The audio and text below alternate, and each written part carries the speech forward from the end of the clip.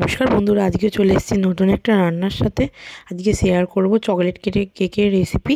বৈশাখী রান্না বান্না ও ঘোরাঘুরিতে তোমাদের সবাইকে স্বাগত জানিয়ে আজকের ভিডিও আরম্ভ করেছি। প্রত্যেক দিনের মতো আজকে একটা নিত্য নতুন রেসিপি নিয়ে চলে এসেছি। আজকে শেয়ার করব ঘরোয়া উপকরণ দিয়ে খুব সহজেই কী করে এরকম স্পঞ্জি কেক তোমরা বাড়িতেই বানিয়ে নিতে পারবে। তো চলো দেখে নিই কী করে বানালাম। দেখছো কেকটা কতটা স্পঞ্জি হয়েছিল। চলো রেসিপিটা দেখে নেওয়া যাক। এখানে একটা ব্লেন্ডার নিয়েছি, ব্লেন্ডারে দিয়ে দিচ্ছি এই কাপটার পরিমাপে 1 কাপ চিনি, আর দিয়ে দেবো একটা ডিম। ডিমটা ফাটিয়ে এর মধ্যে দিয়ে দেবো। ব্লেন্ডারের মধ্যে প্রথমে এগুলোকে একটু পেস্ট করে নিলে চিনিটাও গুঁড়ো হয়ে যাবে, সুন্দর একটা পেস্ট হয়ে যাবে। যেহেতু বাড়িতে হ্যান্ড ব্লেন্ডার থাকে না, সেই জন্য এই যে ঢেলে নিচ্ছি পেস্টটা। এবার ভালো করে পেস্ট করে নিচ্ছি। আর ওই কাপেরই পরিমাপে 1 কাপ ময়দা, আর দিয়ে দিচ্ছি 1/2 কাপ কোকো পাউডার, আর দিয়ে দেবো 1 চামচ বেকিং পাউডার, আর দিয়ে দেবো 1/2 চামচ বেকিং সোডা। এগুলোকে ভালো করে চেলে নেব। যতই ভালো ময়দা হোক, যতই ভালো জিনিস হোক, তবুও কিন্তু কেকের সব করে একবার করে চেলে নেবে, তাতে কেকটা ভীষণ স্পঞ্জি হবে। তাহলে এই যে চেলে নিয়েছি, এবার এটাকে ব্লেন্ডারের সাহায্যে ঘুরিয়ে আর দুধ দিয়ে এটাকে প্রায় ওই 1/2 কাপ মতো দুধ দিয়েছি আমি।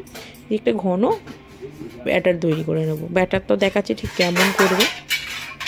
ঠিক এরকম ঘনত্বে রাখবে ব্যাটারটা। এই যে এরকম যে পড়ছে ব্যাটার থেকে, দেখলেই বুঝতে পারবে সেরকম ঘনত্বে। আর দিয়ে দিচ্ছি 1 চামচ মতো ভ্যানিলা এসেন্স।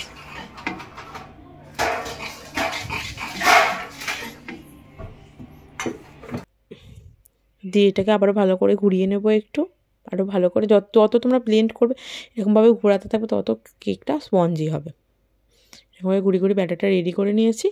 বাড়িতেই একটা পাত্র নেব, গোল মতো যেন হয় পাত্রটা, একটু দেখবে। তার মধ্যে দিয়ে দিয়েছি একটা কাগজ।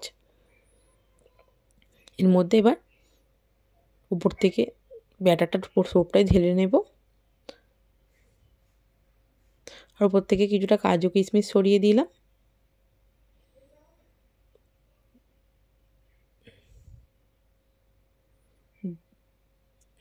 দিয়ে এবার এটাকে উনানের মধ্যে বসাবো। এই যে এইভাবে রেডি করেছি। উপর থেকে দেখতেও ভীষণ সুন্দর হবে, সেই জন্য কাজু কিশমিশটা দিলাম, খেতেও খুব ভালো হবে।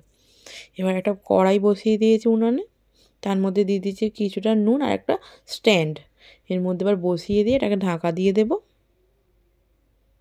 প্রায় 1/2 ঘন্টার মতো। মিডিয়াম ফ্লেমে এটাকে রাখবো।